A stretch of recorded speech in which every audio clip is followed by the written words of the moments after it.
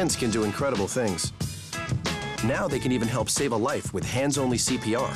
If you see an adult suddenly collapse, just call 911, then push hard and fast in the center of the chest until help arrives. Learn more at handsonlycpr.org.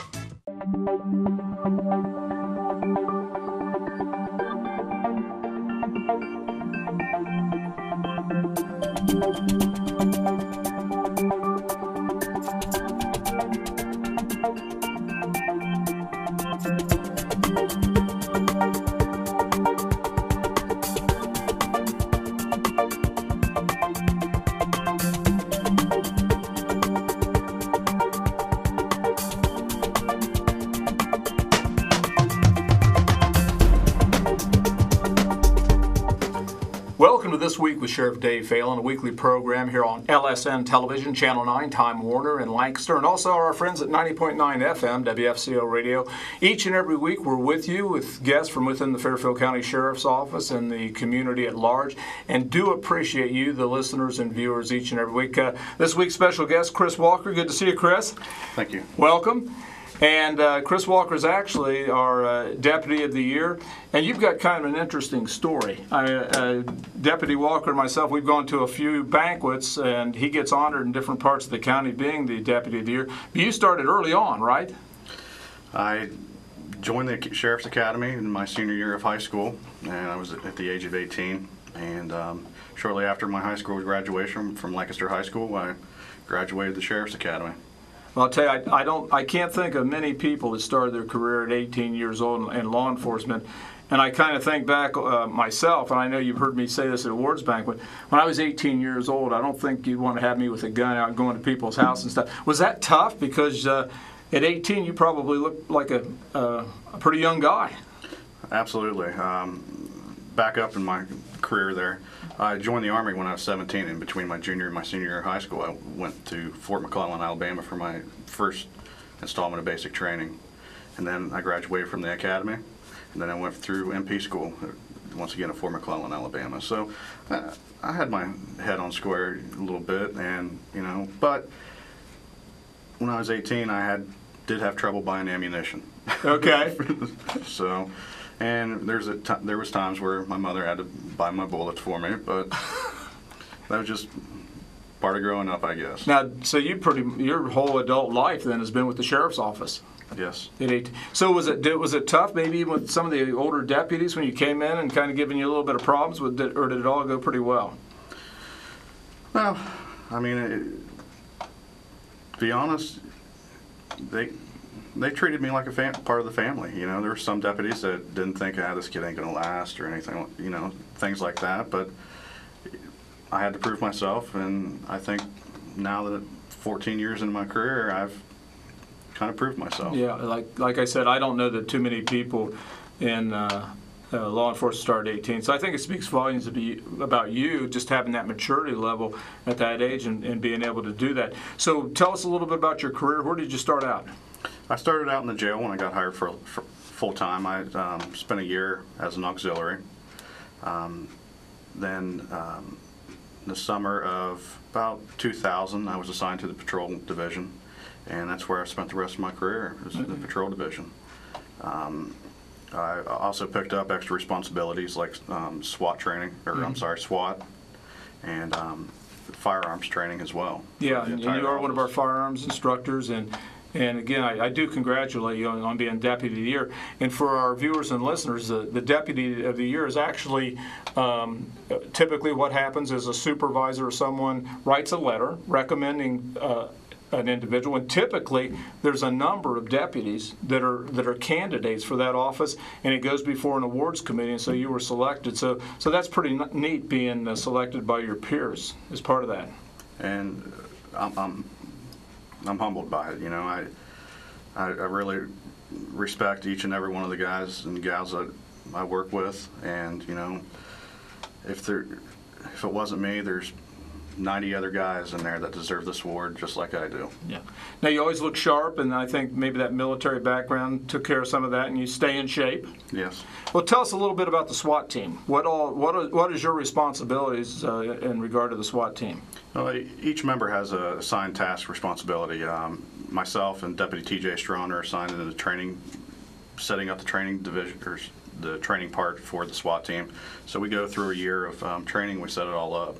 So we have individual tasks now. Right now we're working on barricade and hostage rescue.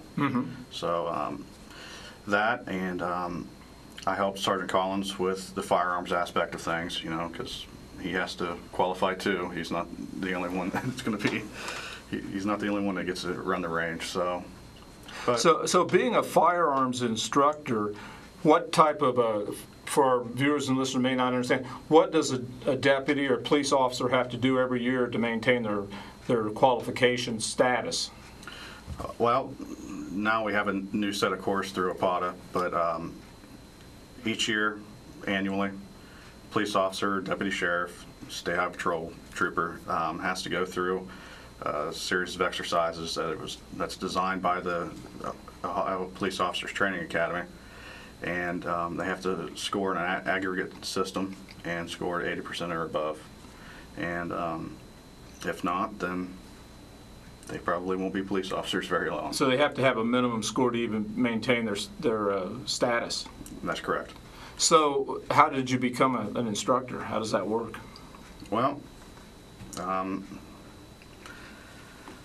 if there's one thing I can do in this world correctly, it's shooting. Okay. So, and that was brought to the, you know, I showed myself to the rest of the firearms instructors, and I was selected as to be, I was sent to school for that. So you had a number of hours training to become an instructor. I went through a 40-hour week of just pistol, then another 24-hour week for shotgun. Then I got to go through additional schooling this year, later this year. So really, what makes somebody a good shot? Can anybody learn how to shoot a handgun? That's primarily what you're shooting, a handgun. Can most people learn how to shoot a handgun and be good at it? Or is there just like anything else, there's some people that are never going to be good no matter what they do, and some people the first time out there? Proper instruction is what it takes. You know, I was taught at a very young age from my father. Then, you know, my military career, I was taught a separate way of doing it. But the proper instruction is the way to do it. Right. You know? So, and sight selection and trigger pull. Huh? Yep. That's the way you do it. You know, I was surprised. I have a grandson, and this has been a couple years ago. But I took him out. He was about 14 years old. Never shot a gun in his life. Handgun, and I mean, it didn't take him very long that he was really putting it right in the bullseye there. And I thought a lot of that was because, you know, here's the young guy, he's got his vision's great, he's still got a lot of coordination in his hand, but he did a really good job. And then I've seen other folks where, and as you know, we probably have some of our deputies it takes a little bit more patience with during the year to qualify. Yeah, that's correct. I mean, there are some people that have trouble doing it, and but we coach them through. You know, we sit there and we talk to them and let them know this is what you're doing, this is how you need to correct it, and you get those rounds on target. And even though during this practice, you know, there may be a time when these deputies who are on the firing line are going to need to back me up and protect me. Right. So I want to make sure that they're the best shot that they can be. Yeah. So now, starting out your career at 18 years old, what would you tell one of our listeners or viewers out there today, some young person that wants to go into law enforcement, any advice you might have for them? Best thing I can tell them is keep your nose clean and always strive for your goal. You know, don't let people talk you down or say you're too young or I don't think this is right for you. You know? Make some good choices. Yeah. That's, you know, a lot of times I tell young people that some of the choices that they make now, and what I'm talking about in high school, will follow them for the rest of their life. So this is the time to make those good choices because sadly, the vast majority of people that want to become a sheriff deputy that go through the process, they don't do it. They get eliminated through the polygraph exam or through something they've done as a young person. So I think absolutely, pick your friends wisely and do the right thing. Absolutely. And work hard. So with us this afternoon is Deputy Chris Wallace, our Deputy of the Year, and a 12-and-a-half-year veteran with the Fairfield County Sheriff's Office. Your wife, Amy, a school teacher, and you have a son, Ryan, 7 years old. Yep. And this is the reason why I do my job is for them. Right. And Amy's been with me the entire time, and she's my support. Right. Now, you work second shift. Yeah. Go through a typical day. Some of the responsibilities that you have and some of the things you do during your shift.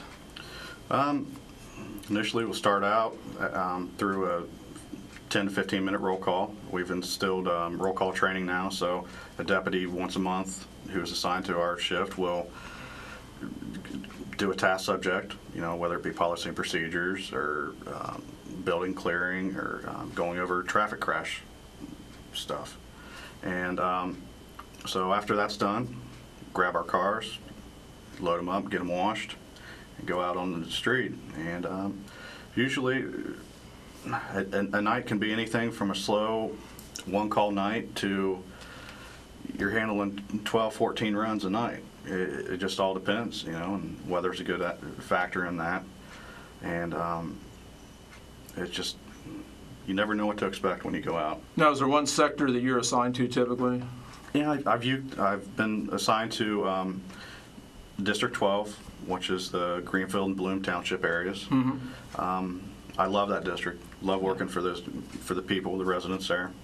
A lot of them know me on a first name basis, and I've been working there for probably 6, 7 years in that same district. Now, you talk about Bloom Township. It reminds me of a location out there that's gotten a lot of publicity during the last few years is the Rock Mill, the bridge.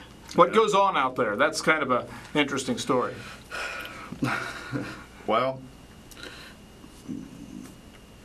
our main trouble is the young kids who get on the internet and they find this spot to jump off of a 100-foot rock that's in the air into a 13-foot in diameter swimming pool. And I don't quite understand why they do it, but they still do it. And last year we had several serious head injuries where people had to be mediced out.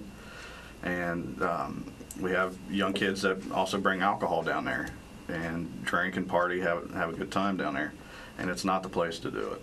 Yeah, Rock Mill Bridge and that, and they've been doing that off and on since my kids were in high school. Yeah. I mean, it's been a problem forever, but it seemed like last year, probably for the first time, we really had it kind of under control, didn't we?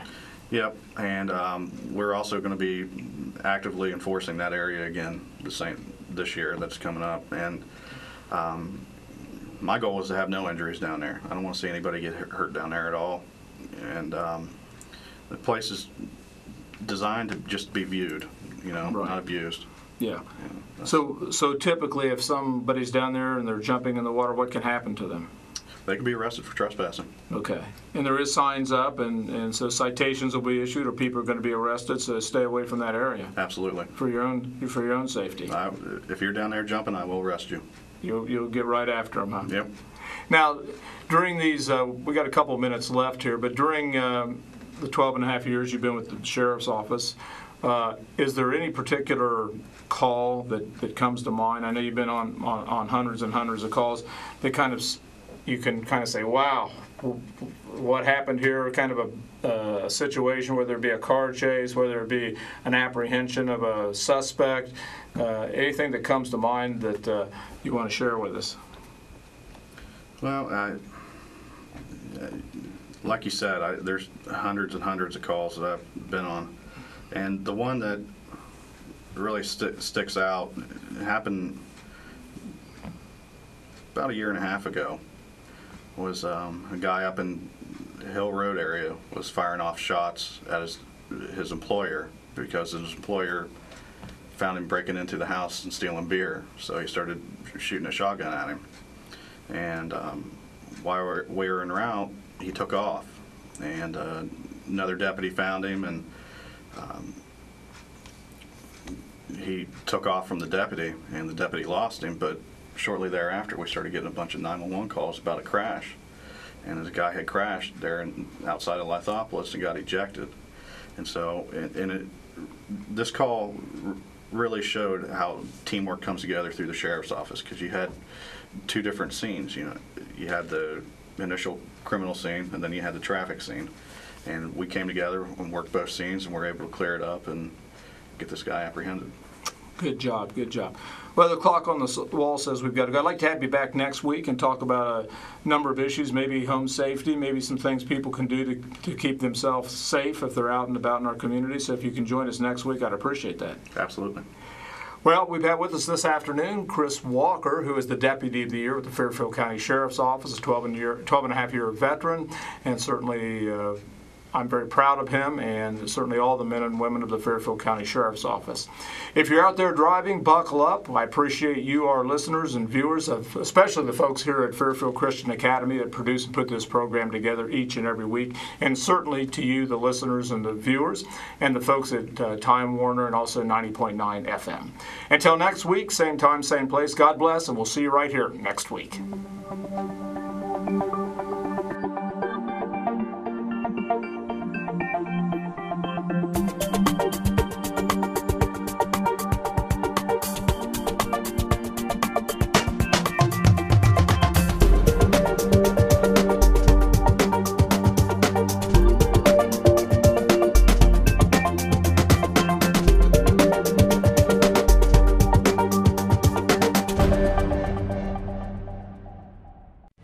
There are so many fun things we all can do to be healthier, no matter who you are or where you are. So let's move.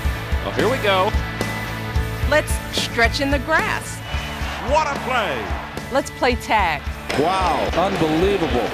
Let's jump up and down. Oh, what a way to finish it. And most of all, let's eat better so that we have the energy we need to play an hour a day, every day. Everyone can play. Just go to letsmove.gov to learn more.